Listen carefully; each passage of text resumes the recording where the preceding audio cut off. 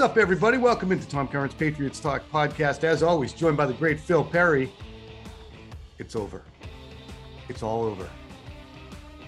Breathe a sigh of relief and let's kick through the rubble. It is the aftermath. Phil, how you doing? Big night. Just unwieldy, huh? Being down there? Lot going on down there, but it was a lot of fun. I mean, it felt like the biggest AFC championship game that place has ever hosted, at least from the ones I've covered.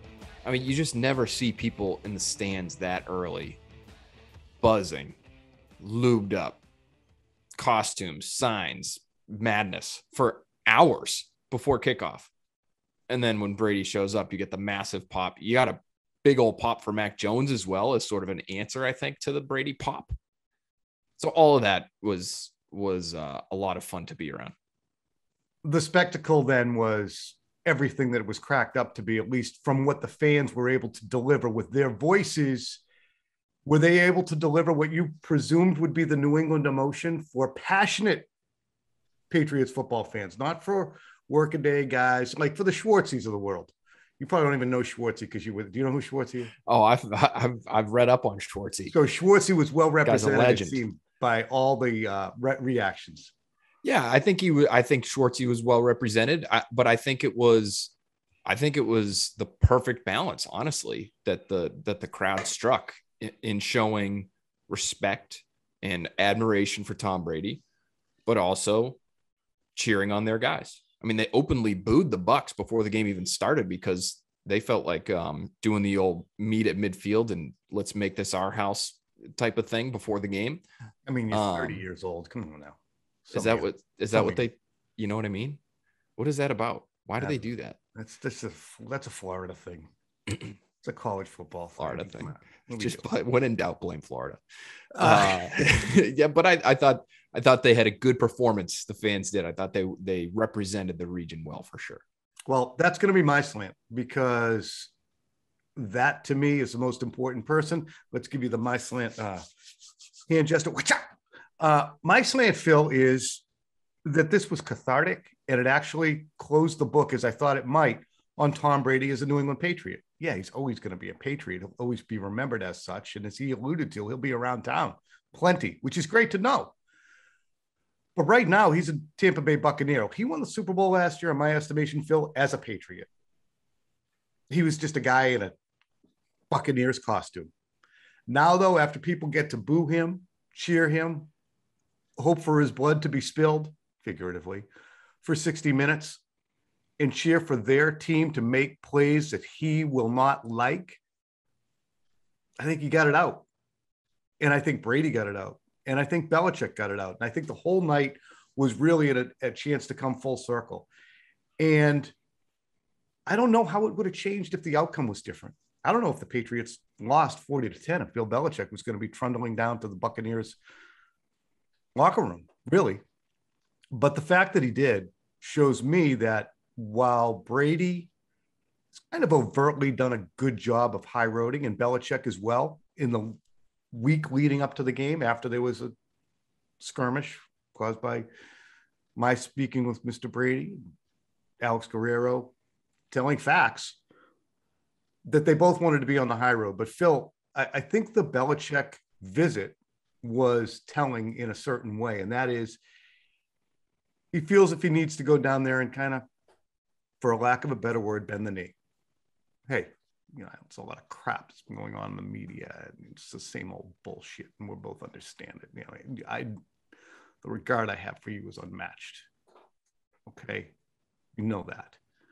And it's a lot of bullshit that's going to come out with this book and all this stuff about, we're competing here. High regard for you. So he chooses to make sure Tom's on the high road with him, and we'll stay there. And that's fine. But moving on from the collision from 17 to 20 doesn't mean the collision didn't happen. Absolutely. The wreckage is cleared. Tow trucks are gone. They've swept up all the windshield. That's great. And I think it's great too, because I want to focus on the Houston Texans and I want to focus on the rest of the 2021 season. But the Patriots have two things, Phil, and this is a long one and I apologize, but the bottom line is They have moved on. The fans moved on. Bill understands that he and Tom are fine. And he also, more than anything, understands I still wouldn't want him here right now. I got a guy. Done. Finn. 30. That to me is my slant. They've got a guy. And I think a lot of us were pretty confident that they had a guy before this moment, but you don't really know how a player is going to react in these moments until they get into these moments. And I say these moments like there's ever going to be another opportunity for Mac Jones to face a quarterback who won 6 Super Bowls here after 20 years and comes back and it's Sunday Night Football and all the rest. That's obviously a unique experience for Mac Jones, but it's a national televised game. It's a massively hyped football game. And there was a lot of pressure on Mac Jones to perform and perform well, not just because Tom Brady's on the other side, but because they really needed to win that game. Mm-hmm. Not that the season's over now because they lost, but they're up against it. And I thought he handled the moment well. He handled the pressure well, both the internal pressure, whatever he was feeling in his gut, and the actual pressure sent his way by Todd Bowles. Blitzed the crap out of him again for the 4th straight week, it feels like, because the Patriots just haven't done a great job of picking it up and solving it. But what he did, especially late in that game and putting them in position, it's a long field goal. Do they go for it? Do they not go for it? At least they're there. They're in the mix. Mm-hmm. And not many people thought that would be the case. And the reason you were in the mix was, yes, your defense played great, but offensively, your quarterback, I thought, again, was probably your best player on that side of the ball and kept you in it 4 games into his pro career. You got a guy. It's good news for you. Let's talk about Mac Jones and the pressure he's under, because it's been unstinting since he was drafted, really before he was drafted, really he's going on a long period of time. And we can say, well, they all do. What Mac has gone through since being drafted 15th overall and then basically waterboarded by the Patriots in terms of how much they put into preparing him. He beats back the challenge of Cam Newton, beats back a starting charismatic player, wins that job with day in, day out performance in training camp, comes in and ends up being the best player on their offense in many ways, as you pointed out, Phil. It's really impressive in a way that Brady didn't have to, and Rodgers didn't have to, and Pat Mahomes didn't have to. This is unstinting for a guy who you think is, well, he's got the big ears and he's kind of not he is mentally Valerian Steel. I'm watching Game of Thrones again. Sounds like a guy who's fired up the Game of Thrones again. I've been watching it again. We got the Red Wedding last week. This week it's Valerian Steel. I would look at this and say he appears to not only have it on the field, but I just continue to hear the praise coming from people that we respect in that Patriots locker room. And it is so next level. It's not a sell job. Devin McCourty, David Andrews called it an honor to play with Mac Jones last night. And I chuckled, but he was dead serious.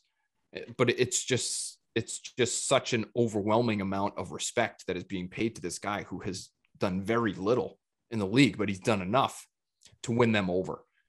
And I think that's big. And I think you can come away from a game like that, not just as a fan, but as a teammate, understanding, okay, we're headed somewhere as long as we can help him out. Right. And it's the offensive line that I come back to come away from that game with 8 carries for -1 yards. And it really was worse than that when you look at the running back carries. It was 6 for -4 for running backs. You basically have said at a certain point in that game, okay, sorry, kid, we're trying out here, but you're going to have to carry us against the reigning Super Bowl champs on Sunday Night Football. First primetime game as a pro. We'll be stepping out for the rest of the game now. Like, to have no semblance of a running game and to be completely unable to protect him at certain spots. The left guard got benched. The right tackle's out, and the right tackles that they have in there should be benched and would have been benched if they had any other option.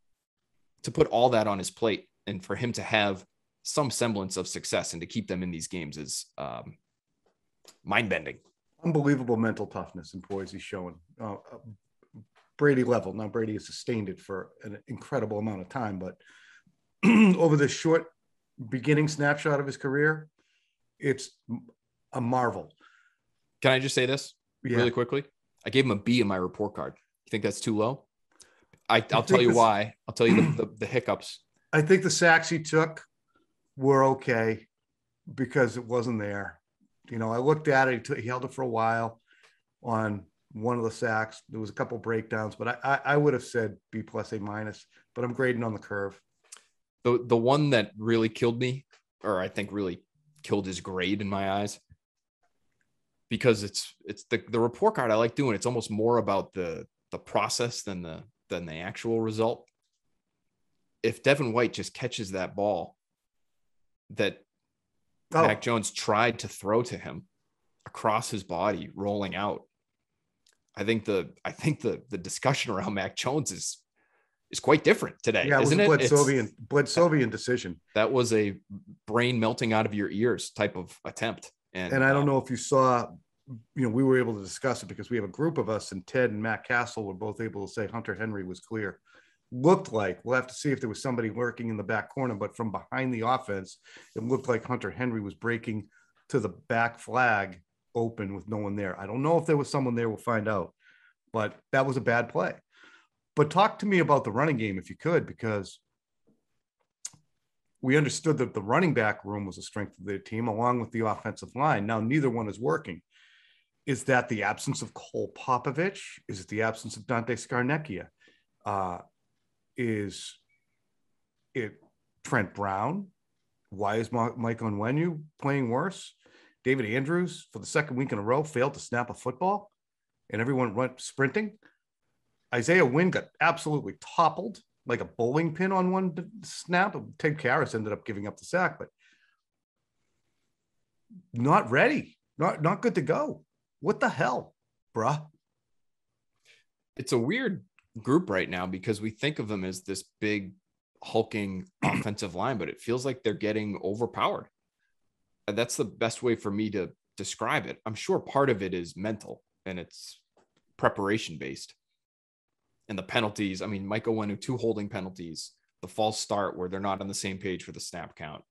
That stuff is inexcusable, but it just looks like they're getting bullied. And that's what the rushing numbers would suggest, Tom. I mean, outside of a couple of these really explosive runs from Damian Harris, where, by the way, he's making those happen, right? He's the one that's creating the 20 yards after the line of scrimmage, right? Because he's breaking tackles. It's not like he's got these massive holes to run through.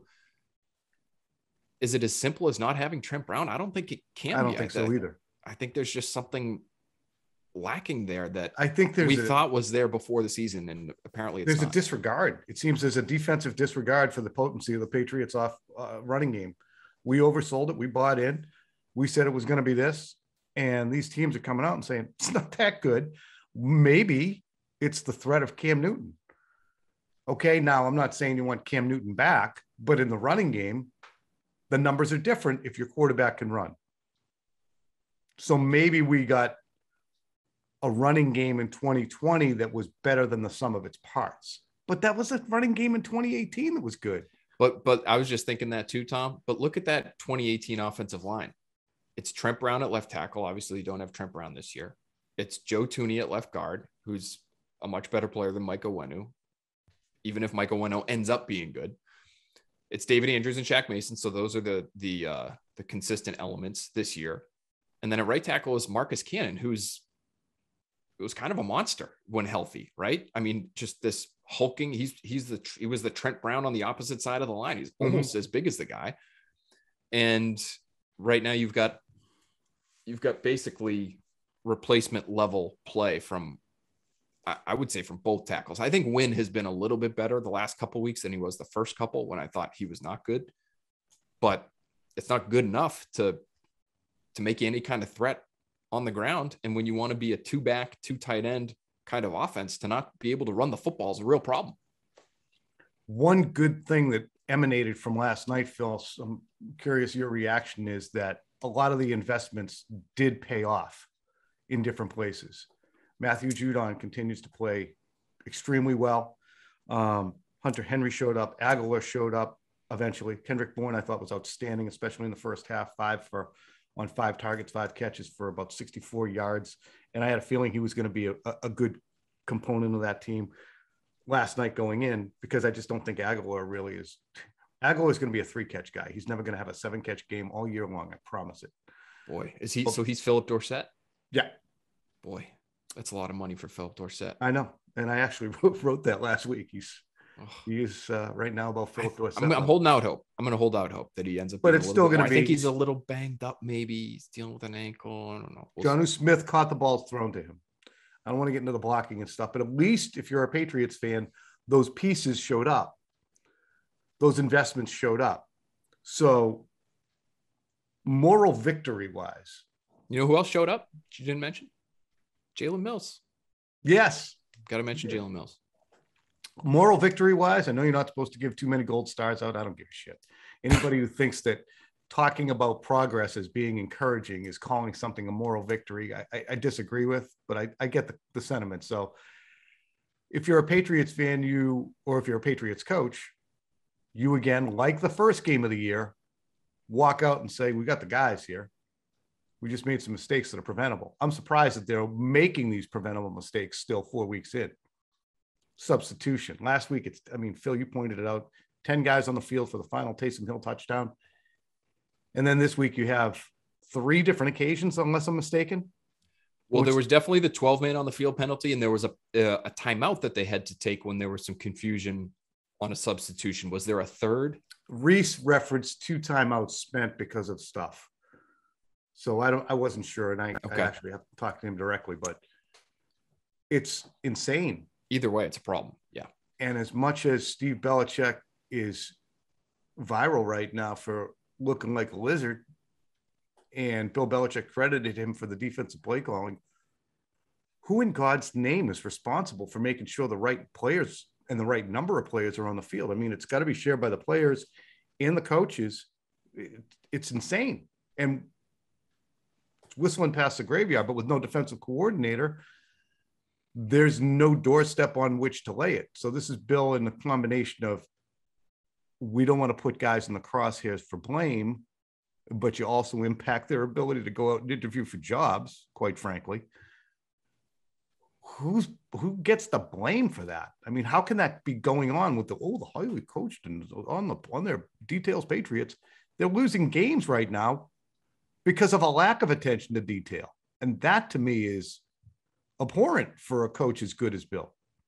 And another turnover that could have been avoided. You know, the Mac Jones pick is one thing. Maybe he shouldn't have thrown it, but he's getting drilled as he threw. I mean, he was upended by Devin White. But the J.J. Taylor fumble's killer. And now you've got 2 young running backs that are in the doghouse because they can't hold on to the ball. My understanding on the substitutions thing, Tom, is this. You get injuries over the course of a game, right? Whoever might be then out of the game, say it's Henry Anderson, for instance. I don't know if this was what was happening last night, but he goes out early. Say Henry Anderson it's a hypothetical, is part of the second and short. He's part of the second and short package. He's part of the third and short package. He's part of goal line. So you call for that defense and everybody goes in, but Hunter Henry Anderson. Jesus Louise, I'm tired. Henry Anderson's now out of the game, but his backup doesn't know for sure maybe if he's out or not, or if he's supposed to be in there. And so when you call for that defense, you say, okay, goal line, let's go. Everybody runs out except for the guy who's supposed to be filling in for Hunter Henry because he's not aware of Hunter Henry's injury or the extent of it or whatever. Henry Anderson, my God. Maybe Hunter Henry gets a few snaps defensively this week and it'll all sound great. But that to me falls on the communication from the coaching staff again. And I would, if we have to pin it on somebody, I guess it would be the position coach, because that guy should be up on the injury, whatever it is, and he should be the one communicating to the next guy up. You got to be in when we call for this. So that's to me where I would lay it. And I wonder if you go down all the way, I'm sure the communication is, but Jim Whalen's been doing it for a long time. I'm sure Jim is doing it the same way he always does. Gets and goes to Bill's ear. This is the thing. He's not giving the update to Bill so Bill can, pick out a card on the way home. and make sure it's delivered to his locker so he feels better. It's information so that he can make decisions going forward, personnel wise.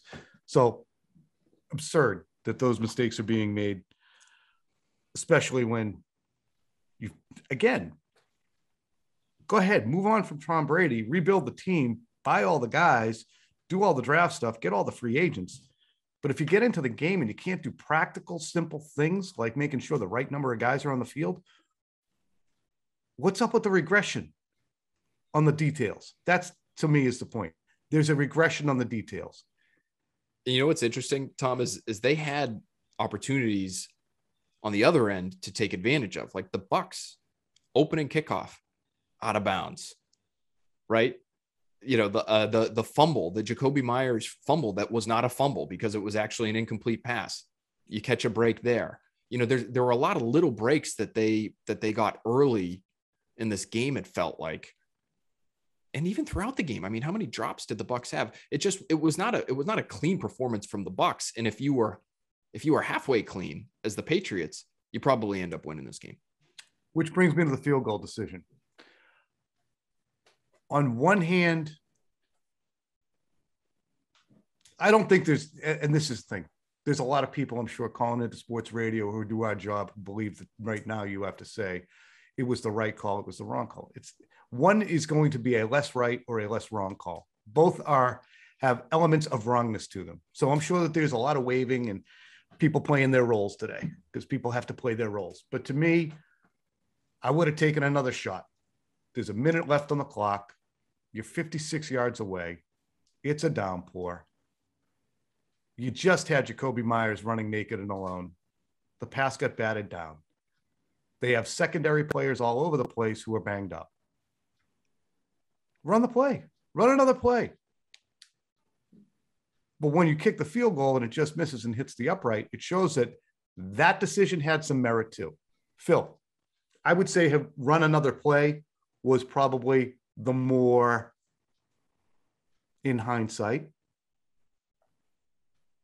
If they ran the play and it didn't work, I think there'd be less second guessing now than saying, yes, what am I supposed to do? Start trying 56-yarder in the rain with Nick Folk. I mean, it's accurate, but I mean, it's a limit. What do you think? I agree with you. I was surprised that they attempted it because I watched Folk in warmups, as I always like to do. I find that interesting for some reason. I just like to know what guys' range is. And we saw in preseason, Folk lining up kicks from 58 yards away in preseason. I'm like, Nick Folk can't make a kick from 58. What are we doing? Even if it's warmups. But he made him in the preseason. And then he did it again last night. No rain, though. Clear can be when he's doing his warmups, and he's good from 58. So I'm sitting up there saying, well, this is going to be 56, but with rain. So, you know, I'm thinking of it as a golfer. Okay, I got to take 10 yards off of my normal 8-iron distance here because of the conditions, whether it's the wind or the rain or whatever else. But they trotted him out there. And that to me was the confusion. You were good from 58, barely from 58 when the conditions were perfect. Why would you be good from 56 when they're not? Is how I would look at it. But Tom, they were 2 for 9 on third down over the course of the game. It was not a good when they had to have it kind of offensive day from 100%. Them. So I get that end of it too. But I agree with you in terms of the hindsight being 2020. I think there are far fewer questions. It's almost a more courageous move to try the kick than it is to actually go for it on fourth down, because I think everyone would have looked at it and said, oh, well, I mean, yeah, you're not gonna be able to kick through the rain from 56 yards away. Just go for it and see what happens. It's funny. Bill talks about putting the ball in the hands of your best players. And a kicker is one of their best players. I think that he would consider Jake Bailey. He would consider Adam Vinatieri, which he actually explained back then. It's one of our best players. We want to put the ball in the game on our best players. And I think Nick Folk is one of their best players. So trusting him and believing, because Nick Folk has performed in those situations before and almost did again, is an acknowledgement that maybe he's not sure yet that Mac Jones is a better option. Or is Damian Harris not a better option? Or is Kendrick Bourne and the route that he's about to run not a better option? Because those are all the things that enter into it. I mean, you can't go to JJ Taylor because he's probably in the doghouse. You can't go to James White because he's hurt. You can't go to Sony Michel because he's a Ram. So put it on the foot of the best player with the fewest number of, what do you call those little things that enter into something? Variables. Yeah. He's either going to kick it and make it or he ain't. Not, what happened there? Or did this guy get his hand in? And, right. He's either going to kick it and make it or not. And the fact that he was, I did take a COVID test, folks. I did take a COVID test. We're negative. We just got a cough. Which we're all happy to hear. Truly. Yeah, me too. Honestly and truly. I wonder if the fact that it was as close as it was validates the decision in Bill Belichick's eyes. I do think it's interesting. Next Gen Stats has put out, I love that, via Ian Rappaport, that it would have been the better move to go for it in that situation. I think Bill Belichick's response to that would be, well, the analytics from the last 30 years of NFL play don't factor in that we were 2 for 9 on third down that night against this Todd Bowles defense. I think the counter to that would be probably not, but it's also not factoring in the fact that you're going against what is essentially a JV secondary.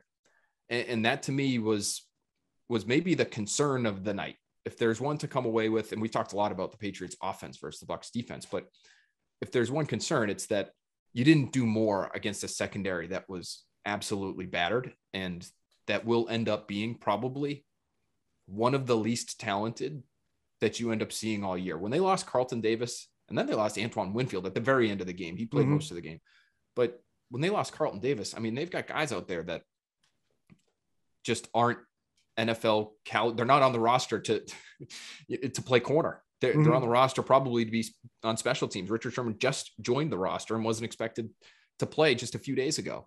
So that to me is a little bit of a concern. It was a positive night, I would say, overall for Mac Jones, but boy, you would have liked to see them post more than 17 points against that secondary.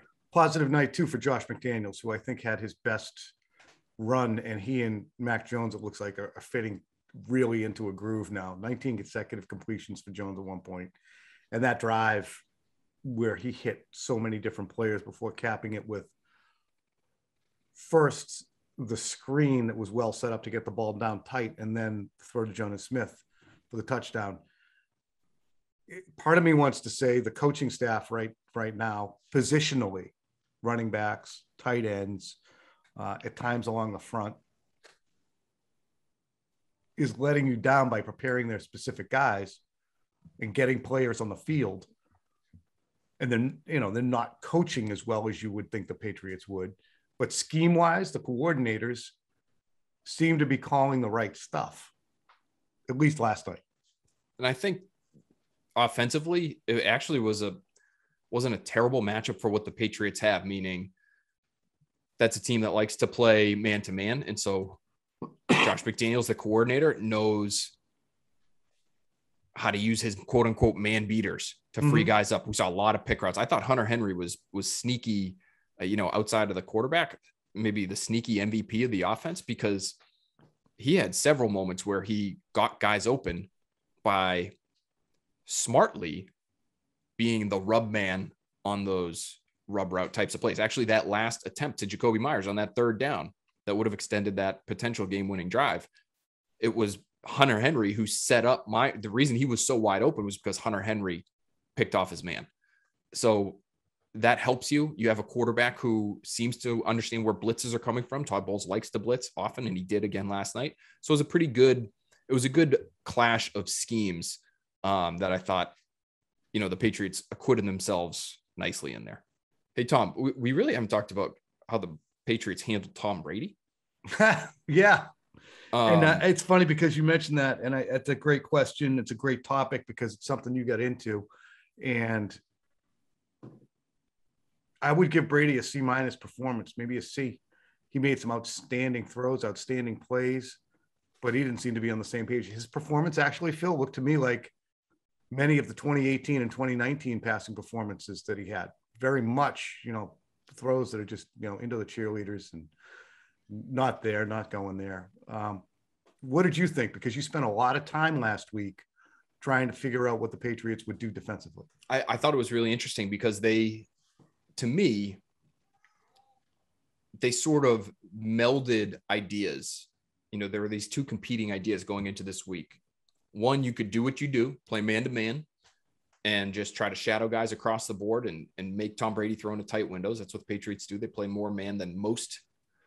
Or you could show Tom Brady something that he's never seen from you this year, which is the way that other teams in the past have tried to get a jump on Brady, and they forced him and McDaniels to throw out the game plan from that week, and they got to come up with something on the sidelines and draw it up in the dirt and all that. I think they did a little bit of both, in that they did play a lot of man-to-man. They did not play a lot of too high safety coverages like I thought they might, like they did against Peyton Manning in 2013. They played a lot of single high, and they played a lot of man-to-man, but they didn't rush a lot of people, Tom. It was a lot of 3 and 4 man rushes. And so you had sort of these extra defenders. While the corners are playing man, you had extra defenders, whether outside linebackers, inside linebackers, safeties, that could help. They could help on crossers. They could butch off the line of scrimmage. We're going to talk about that tonight on the breakdown with Ted Johnson. Matt Judon or Josh Uche or whoever's on the edge can give a shot to a slot receiver and disrupt his timing and throw him off his route and give the corner a chance to really smother that route who's supposed to be there in man-to-man coverage. And I thought all of that stuff was smart. And then up front, they mixed and matched. We saw more amoeba defense than we've seen all year. A lot of guys walking around the line of scrimmage, who's coming, who's going. And again, they would show 6 guys at the line of scrimmage, but then they'd only rush 3. And Brady would have to sort of sort through the trash. There would be a lot of blue on the field out there as he's trying to make his reads, and not a lot of people coming at him. But it worked. When you look at it at the end of the day, it looked like it worked. It also worked in that because the Patriots have made a concerted effort to, as always they do, to get secondary players and defensive backs who can really tackle. They were able to make, despite having 7 backs on the field, a significant impact, I thought, on the running game for Tampa. Tampa had, they got 91 yards from Fournette on 20 carries, which is a little bit more than 4. And they get 6 and 25, which is a little more than 4 from Ronald Jones. But the Patriots knew that was coming. So the fact that you have Kyle Duggar, Adrian Phillips, Devin McCourty, Jonathan Jones led the team with 9 tackles. That was going to be a big component. And that's, to me, what we talked about a lot during draft time previously. JC Jackson had 5 tackles too. Now I'm looking at it. Phillips had 4, Mills had 3, some of those on throws. But when we talked in the last few years about who do the Patriots need to add, I was always saying the Keanu O'Neal type hybrid safety. They finally got it with Duggar. And this is a perfect example of a game in which that drafting strategy and that kind of defense is good. You can play 6 and 7 defensive backs as long as they're maniacs. Yeah, they have to be physical, and you got to get people on the ground. That's the game. I did find it interesting. Brady made a few plays. You're right. He was just off the mark on a lot. But there was the scramble for a first down. That was a big play and surprised me that he was able to get as far as he did. It looked like he gained another yard or 2 after he was contacted by Kyle Van Noy. And then there was what I thought was a very heady play because he just knows what every matchup is, and he knows what the substitutions are as they're happening in real time. Jonathan Jones gets hurt. He comes out for 1 snap. Justin Bethel comes in. He's now the man coverage guy on Antonio Brown after Jonathan Jones had done a pretty good job on him all night. And it's 3rd down, and he picks on Justin Bethel because he's fresh off the bench and he hasn't played a defensive snap all game, and they pick up the first down. And that's essentially the game. They try a couple shots into the end zone. They still tested Jonathan Jones after he came back in to see how healthy he was. I think they tested him deep with Antonio Brown. That was one of Brady's best throws, was actually one that was dropped by Brown in the back end line, but just smart. He wasn't on top of his game, but he's just so aware of everything going on, and to pick on that matchup and get that critical first down, at least to the game-winning field goal. That was classic Brady. Last topic before we let you out of here and get ready for it. Break down. Look, it's a cough, guys. Like I said, but that might be helping your voice. I liked how that sounded. Go ahead and give it to me. Yeah. All right, listen. Syrupy. If you're going to trade Sony Michel to the Rams, and everybody goes next man up the depth chart, you can't bury him. It's time to get Ramondre Stevenson out. I don't care if you have to spend every night this week working on blitz pickup. He needs to be carrying the football for you. Phil? Yeah. Well, you can't trade a guy and then bench the guy you traded and then bench the guy who's replacing the guy you traded. You're not wrong. I would also say, how many running backs can you fit in that doghouse anyway? So if JJ Taylor's just going right in there, somebody's got to come out, right? I mean, you can't not play guys because they're not executing every time you need them to execute, because you know who else didn't exactly execute when you needed him to? Brandon Bolden, I think, helped Mac Jones get pummeled on one of those dropbacks. Just, he's supposed to be out there. It looks like he's kind of the replacement for James White. It's first third and long of the game. It's Brandon Bolden who's in there. And it looked like pass protection is very complicated. And I'll be the first to admit, I have no idea what to expect and what the assignments are player to player, but it looked like he might've screwed one up and got the quarterback hit. Damian Harris has had a hard time in pass protection. So it's not like, you can't bench them all, so no, I think you do have to get Stevenson in there somehow. Yeah. We got a team that's got holding penalties. We got a team that has substitution mistakes. We got a team that is certainly not on all of its P's and Q's. So you can't bench everybody. And you can't pretend that everybody's not making some mistakes. I don't know what's going on in practice. Maybe Ramondre Stevenson's showing up on the field with his helmet on backwards and he can't see out the front. Face mask out here. That would be a problem.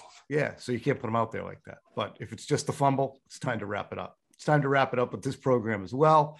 The Aftermath. We'll be back, obviously, with the Tuesday edition to get forward and look a little bit toward Houston, and also to hear from Josh McDaniels and some of the assistant coaches tomorrow. So, Phil, you're doing a bang-up job. So are you. Get healthy. Maybe some tea, little lemon. I don't know what it is. I think a little honey. I think I'm tired. I think my body's run down from the Brady week. That could be it too. Hey, it happened to him. He had that little frog in his throat for days.